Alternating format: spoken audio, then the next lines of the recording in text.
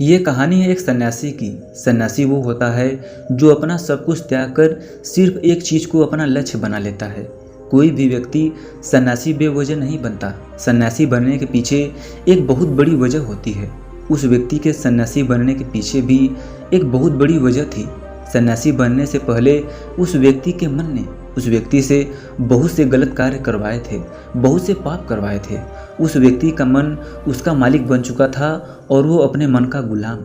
जीवन के हर सुख आराम और वैभव प्राप्ति के बाद भी उस व्यक्ति के मन में अथाह पीड़ा थी और यही मानसिक पीड़ा उसे सन्यासी बना देती है।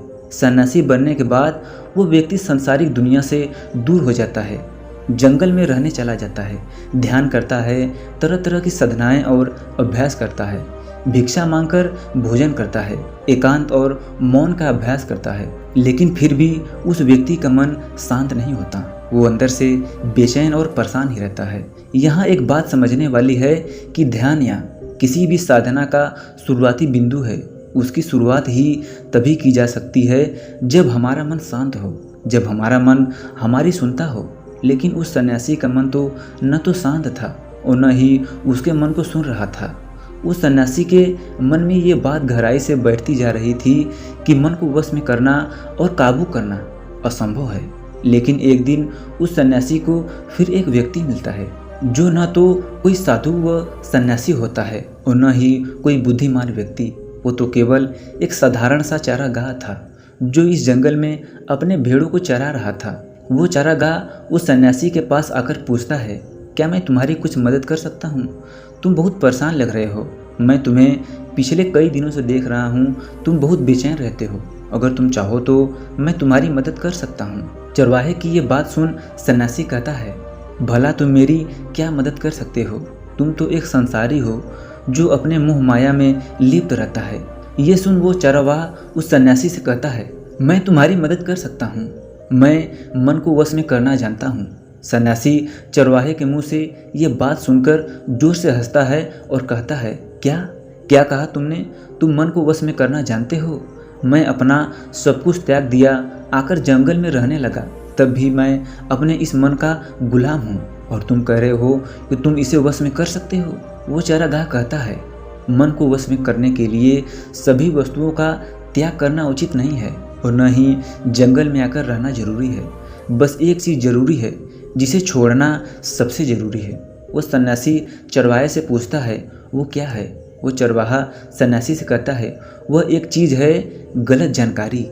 आज तक हमारे भीतर जो भी जानकारी गई है उसी ने हमारे मन का निर्माण किया है। वो सन्यासी उस चरवाहे से पूछता है, परंतु कैसे?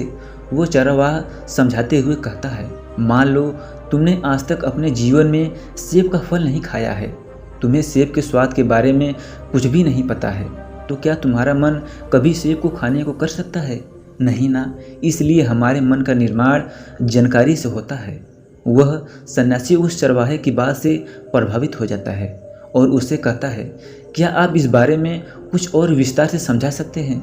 वह चरवाहा उस सन्यासी से कहता है, अगर अपने मन को वश में करना चाहते हो तो अब मेरी बातों को ध्यान से सुनना। तुम अपने मन को वश में केवल तभी कर सकते हो जब तुम अपने मन की जड़ों को देख पाओ। मन का निर्माण जानकारी से होता है और हमारे शरीर में जानकारी के 5 प्रवेश द्वार होते हैं। पहला आँख। अपनी आँखों से जो कुछ भी देखते हैं, अच्छा या बुरा, वो सब हमारे मन की यादाश्त में इकट्ठा होता रहता है। दूसरा है कान। हम कान से जो कुछ भी सुनते हैं वो भी हमारे मन में बीज के रूप में बोया जाता है। तीसरा है जीभ। जिस भी चीज़ का स्वाद एक बार हम चख लेते हैं वो हमारे मन की यादाश्त में अंकित हो जाता है। चौथा नाक। जो भी हम एक बार सूंघ लेते हैं, खुशबू या बदबू, वो भी हमारे मन में दर्ज हो जाती है। और पांचवा है त्वचा। जिस भी चीज़ को हम एक बार छू लेते हैं, स्पर्श कर लेते हैं, उसकी यादाश्त हमारे मन में कहीं ना कहीं अंकित हो जाती है। इस पांचों शारीरिक दरवाज़ों से जो भी जानकारी हमारे अंदर जाती है वो जानकारी बीजों के रूप में जमा हो जाती है और धीरे धीरे वृक्ष बन जाती है। हमारा मन मिट्टी की तरह है जिसमें बीज बोए जाते हैं और हमारी बुद्धि बीज बोने वाले किसान की तरह। अगर हमारी बुद्धि गलत जानकारी के बीजों को सही जानकारी के बीज समझकर बो देगी तो जब भविष्य में वह वृक्ष बनेगा तो वह खराब ही फल देगा। तुम्हारा मन तुम्हारे वश में इसलिए नहीं है क्योंकि तुमने पहले से ही अपने मन में बहुत सारे गलत बीज बो रखे हैं। अब वो बीज बड़े वृक्ष बन चुके हैं। वो सन्यासी उस चरवाहे से पूछता है, तो मुझे क्या करना चाहिए, क्योंकि अब तक तो मैंने बहुत सारे गलत बीज बो चुका हूँ और जो बीज बोए जा चुके हैं उन्हें अब वापस नहीं निकाल सकता। वो चरवाहा उस सन्यासी से कहता है, अब तक तुमने अनजाने में गलत बीज बो रहे थे, लेकिन अब जानबूझकर सही बीज बोना आरंभ कर दो। अगर हजारों बीज गलत हैं तो क्या हुआ, अब से लाखों सही बीज बोने के लिए तैयार हो जाओ। तुम्हें बस पूरे दिन इस बात पर ध्यान देना है कि इस पांचों द्वारों से तुम्हारे भीतर क्या जानकारी जा रही है। जो जानकारी जा रही है वो सही है या नहीं। वो सन्यासी पूछता है, ये कब तक करना होगा। वो चरवाहा कहता है कि पूरी जिंदगी भर।